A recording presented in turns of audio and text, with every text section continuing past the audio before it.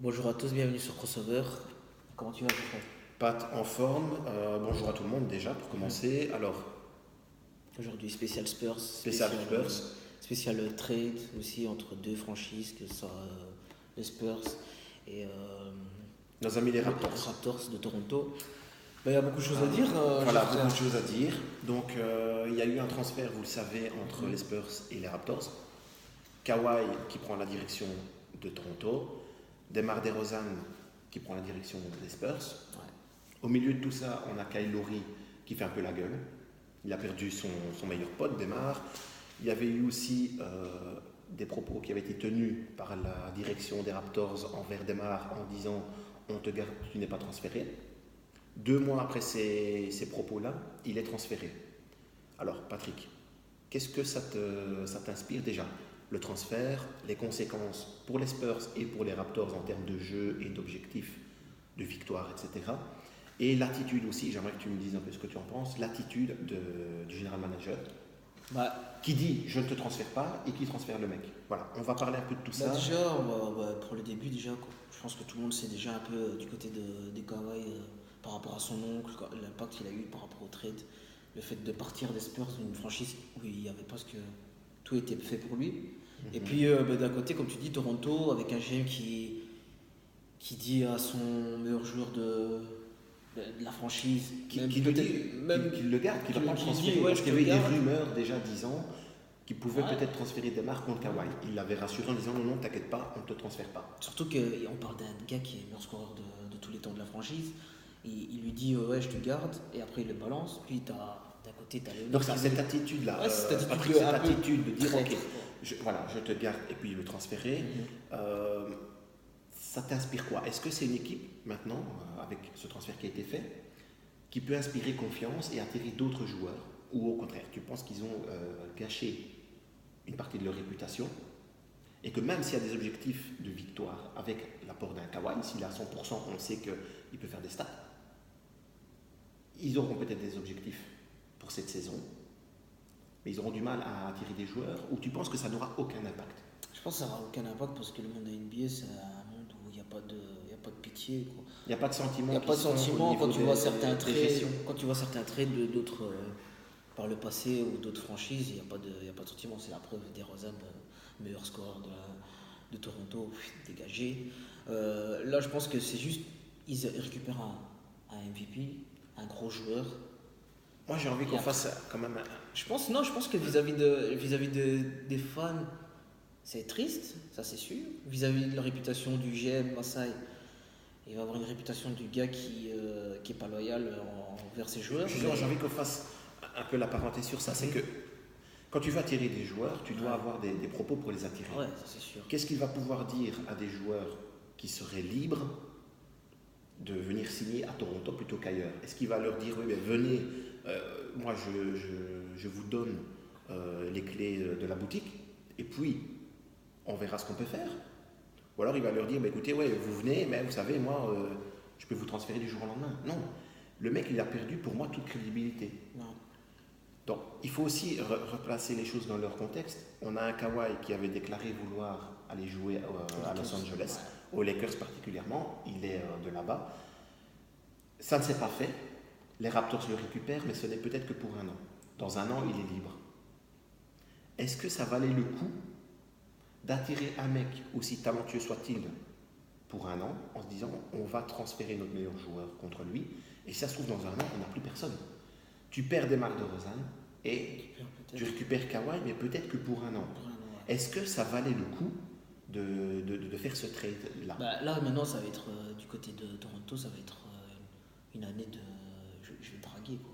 Ils vont draguer Kawhi, ils vont essayer de le faire signer l'année prochaine. Ça veut dire ils vont faire une année où ça va être quoi? Ça va être on doit terminer premier à l'Est, on doit faire ci, on doit faire ça pour qu'il reste. Parce que si tu perds Kawhi, t'as plus rien. Si tu perds T'as plus Kawhi, rien, t'as plus rien du ton tout. joueur derrière Kawhi avec le plus de talent, c'est Ah. Kyle Lowry. Kyle Lowry, il a 32 ans. Donc dans un an, évidemment, 33, il ira sur 34 ans. Tu ne peux pas construire avec un gars comme ça. Cette saison, c'était 16 points, 16 points, 7 passes et un peu plus de 5 rebonds. Ce sont des très très bonnes stats. Maintenant, c'est pas non plus, il n'est pas en double-double non plus. Ouais. Donc c'est un joueur d'apport. Si tu perds Kawhi dans un an, les Raptors, c'est terminé, tu n'as plus personne, tu dois tout reconstruire à zéro. Maintenant, ils ont perdu Demar, qui avait une connexion avec Kyle Lowry extrêmement forte. Ils avaient un lien, ils étaient amis sur le terrain et en dehors. Ça fait 7 ans qu'ils jouaient ensemble, donc en 7 ans, vous doutez bien, et toi aussi, Pat, il y a des liens qui se sont forgés entre les deux. Surtout, c'est aussi le scoreur de l'équipe. À part le fait qu'il craque en playoff, Demar, t'as rien à dire. Sa saison, elle est bonne. C'est une très très belle saison. Les playoffs ont été gâchés parce qu'ils se sont fait sweeper par Cleveland, donc 4-0. C'est LeBron qui les a encore une fois balayés. On aurait pu imaginer que le front office aurait fait confiance à ce groupe des Raptors. Ils ne l'ont pas fait. Il y avait la possibilité d'aller peut-être très loin cette saison, puisque tu n'as plus LeBron James dans les pieds. Ouais. Ils ont cassé le groupe peut-être au pire moment. Demar s'en va aux Spurs. Lui, je pense qu'il est bien aux Spurs. C'est une franchise très bien coachée. Il va avoir Popovich qui va justement, je pense, lui faire passer un palier au niveau du jeu. Le souci, c'est pour Kawhi. C'est pour Kawhi, parce qu'il arrive dans une équipe. Oui, il connaît rien, il n'a aucun repère dans cette équipe-là. Et c'est une équipe qui est habituée à perdre. Et lui doit arriver maintenant en mode patron. En mode patron. Et comme je l'avais entendu dans certaines émissions aux États-Unis, il doit venir en mode, comme on l'a dit, patron. Il ne doit pas râler, il ne doit pas se dire. Il ne le fait pas, justement. Il ne doit pas venir en mode. On sait que quand il était à San Antonio, on lui reprochait énormément de ne pas parler. Ouais, de ne pas parler. Donc là, il va devoir parler, il ne le fera pas. Ouais, mais il va devoir. Il y aura des interviews, il devra s'expliquer, c'est sûr et certain. Le problème avec Kawhi, c'est qu'il est dans une équipe où il n'avait pas envie d'aller. Et puis il y a un truc qu'on oublie, c'est sa relation avec Kyle Lowry. Justement, ça c'est quelque chose qui pour moi va être un problème aussi. En tout cas, pour le moment c'est un problème parce que Kyle Lowry n'a pas vraiment manifesté d'enthousiasme de jouer avec Kawhi. Il n'a pas dit ouais je suis content, c'est un super joueur, etc. Tout ce qu'il a dit c'est je perds mon ami, je perds mon pote, je ne comprends pas pourquoi on a fait ces décisions-là. On avait une possibilité d'aller très très loin cette saison parce qu'on n'a plus LeBron James dans la conférence, donc on pouvait viser même le titre, ou en tout cas viser une finale NBA. Donc on a un Kyle Lowry qui fait la gueule, on a Kawhi qui arrive dans une équipe où il n'a pas envie d'aller, qui est là pour un an, puisque c'est un contrat d'un an qu'il lui reste à faire. Dans un an il sera libre de signer où il veut. Est-ce que les Raptors ont une possibilité de construire quelque chose pour une longue durée? Selon toi. Là, ils ont un an avec, Kyle Lowry. S'il le signe et que la saison se passe bien avec Lowry. Et Kawhi. Alors là, ils sont partis. Kawhi, si ça se passe vraiment pas, ah ouais, 100%. Je pense qu'il sera à 100%. Je pense qu'il est guéri par rapport à sa blessure. On va faire un peu le point, si tu veux bien, sur les stats. Parce que, Cette saison, Kawhi, c'est 9 matchs joués. 16 points. En 9 matchs, voilà, tu l'as dit, 16 points, 4 rebonds, 2 passes. C'est pas dégueulasse, c'est pas non plus extraordinaire. Mais c'est standard. L'année d'avant, donc la saison 2016-2017, l'année où il a fait une saison extraordinaire avant sa blessure à la cuisse, c'était quand même 25 points, 6 rebonds, 5 passes décisives par match.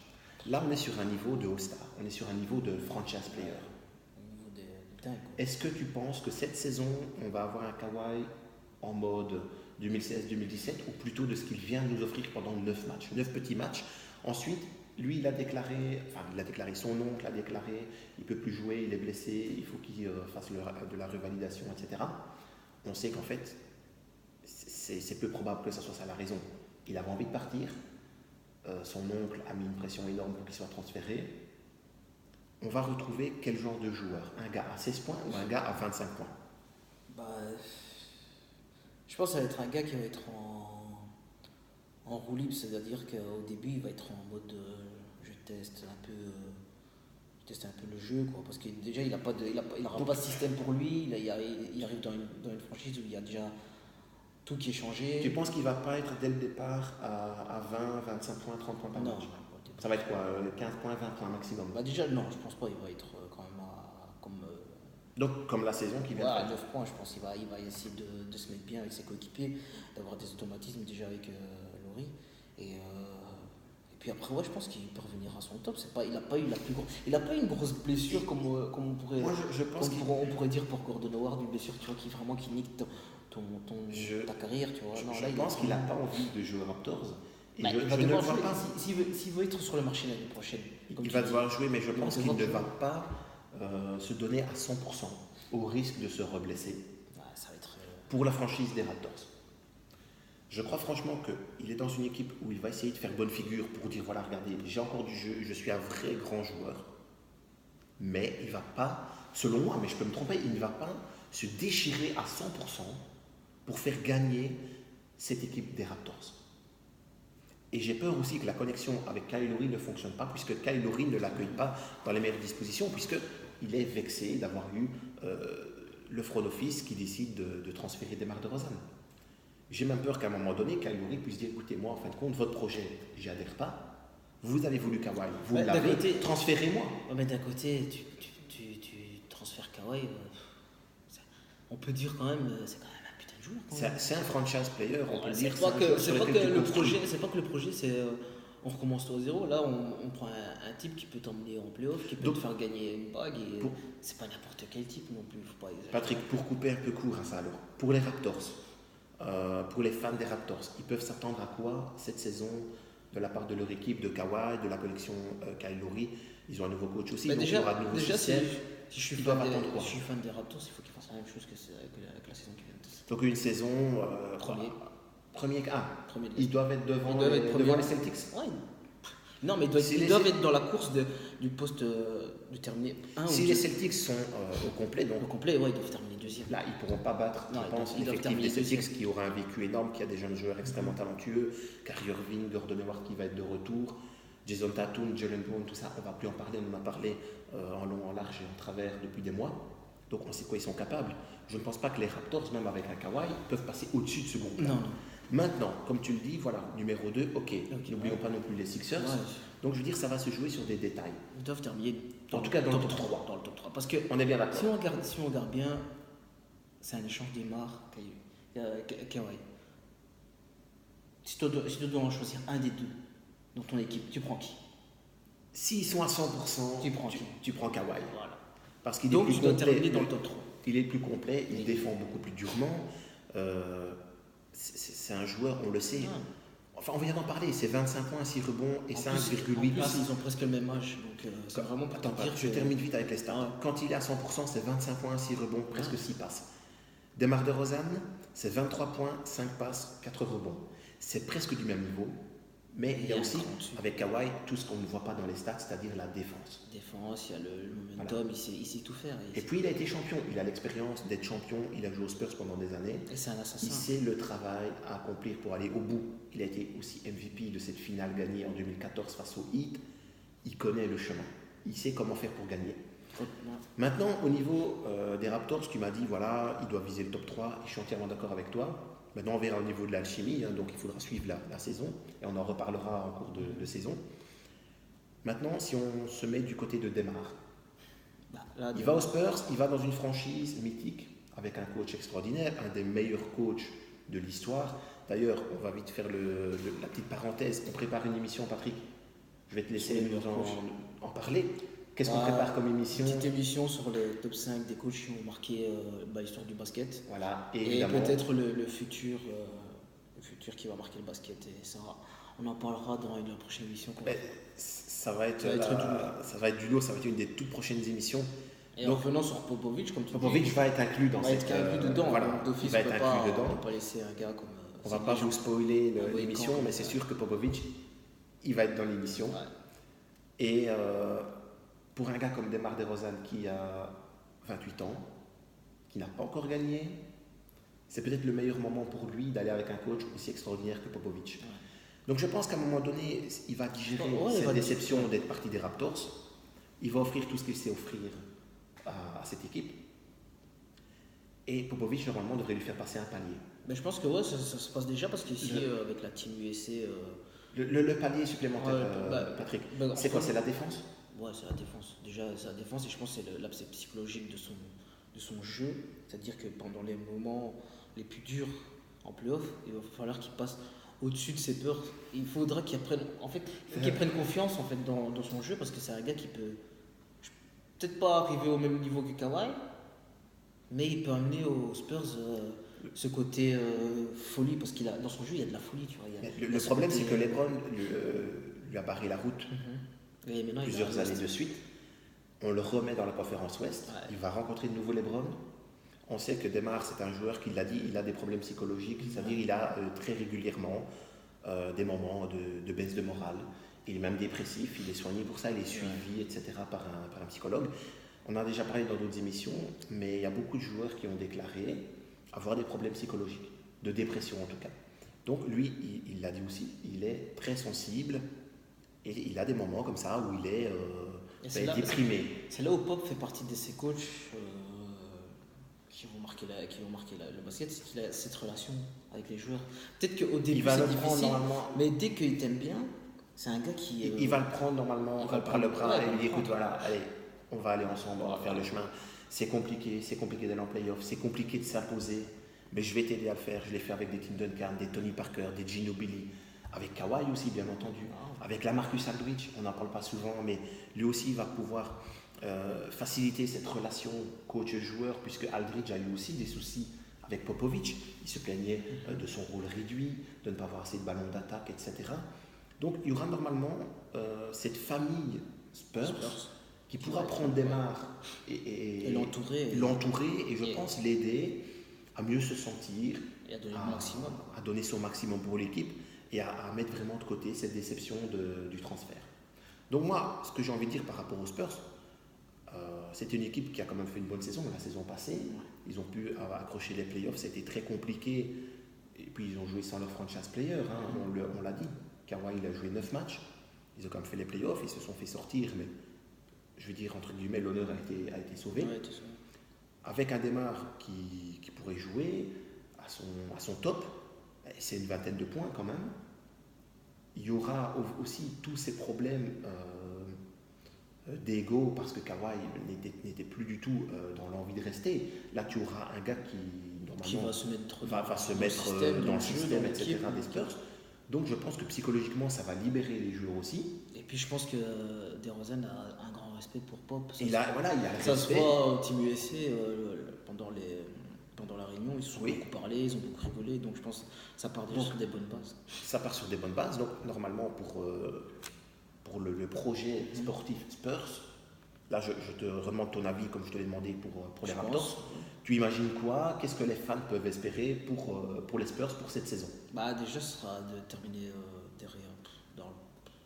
Ça va être chaud parce qu'à l'Ouest c'est vraiment une bagarre. Je pense que le top 3, il faut quand même le zapper. Il faut le zapper, il faut terminer derrière les 3 là. Dans le top 5, peut-être 4-5. Quatrième, tu as encore l'avantage du terrain en playoff. Et préparer les playoffs pour le futur aussi.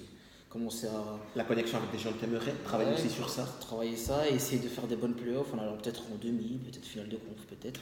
Finale de conf avec ça va être chaud, ça va être chaud. Avec les Houston et peut-être une demi de conf, puis les années suivantes, reprendre ces bases-là et peut-être encore attirer un autre joueur. Chercher la bague. Et peut-être chercher la bague dans les 3 années qui arrivent. Parce qu'on a quand même un gars qui a 28 ans, il a quoi derrière lui encore 4-5 ans. Voilà, quand tu as un Demar qui a 28 ans, tu peux encore te dire ok, le mec jusqu'à 32-33 ans, il peut jouer au top. Après je pense qu'il y aura ce facteur. Après ça va être léger s'il n'y a pas des recrutements. Après le facteur Librom et ce facteur Golden State. Et Rockets. Je pense aussi que les Rockets restent quand même dans les candidats au titre. Ils se sont un peu affaiblis pour l'instant parce qu'il y a eu des départs, etc. Bon, ça c'est pas le but de l'émission aujourd'hui d'en parler, mais on en a déjà parlé. Et puis voilà, tu as les Warriors qui sont toujours là, qui sont complets, qui ont repris encore un joueur supplémentaire avec des Marcus Cousins. Et puis tu as les Lakers. Tu as les Lakers avec les Bron qui construisent quelque chose. On sait qu'ils ont d'autres ambitions aussi. Franchement, c'est franchement. Moi, je suis DeRozan et que je suis un compétiteur, je rentre dans le move, parce que tu arrives à l'Ouest. Tu rentres dans le système, tu arrives à l'Ouest, tu te dis ok. Au Spurs, c'est une grande franchise, je suis à l'Ouest, je vais contre les meilleurs. Voilà, c'est un maillot légendaire. C'est une équipe quand même qui marque comment dire, de son empreinte à NBA depuis 20 ans. Ouais. Toujours en playoff. Toujours à viser quelque chose. Un super coach. Bon. On reste sur ça, le top 5 peut être envisageable. Top 5 peut être envisageable, ouais. Patrick, par rapport à tout ce qu'on vient de dire, alors, voilà, globalement, on trouve que l'attitude est plutôt dégueulasse de la part de Jury, du front office. Ouais, de Masai Ujiri. Et puis, du côté de Leonard, il faudra un jour qu'il s'explique. parce qu'il y a beaucoup de zones d'ombre par rapport au trade, par rapport à son nom. Pourquoi partir des Spurs alors Pourquoi qu'il était partir? Il y a eu des rumeurs donc, qui sont C'est sorties. encore vague, c'est Mais vraiment vague. Je pense qu'il y a beaucoup de gens qui ne savent pas la vérité. il y a eu des rumeurs disant qu'en fait son oncle a remarqué que Kawhi n'avait pas le traitement aux Spurs de superstars, comme l'ont par exemple des Russell Westbrook ou des Kevin Durant, Bon, etc. dans d'autres équipes. mais est-ce que d'un côté ça vient vraiment de lui? Ou ça vient de son. Parce que quand tu vois le personnage, tu te Son dis. oncle a une emprise énorme sur lui, et d'ailleurs c'est son oncle qui ici vient encore de... C'est aussi son oncle qui l'a éduqué aussi, donc c'est vrai. Oui, Que... son oncle vient encore de casser, on va dire, sa relation avec Jordan, la marque. Hein. La marche, ouais. Donc Kawhi était chaussé par Jordan. Il a refusé une prolongation de ce contrat-là et il veut plus d'argent. Il y a eu cette emprise vraiment de son oncle sur la carrière de Kawhi. Et à un moment donné, je pense que le joueur lui-même doit dire écoute, tu restes à ta place, je fais ma carrière, je fais mes choix.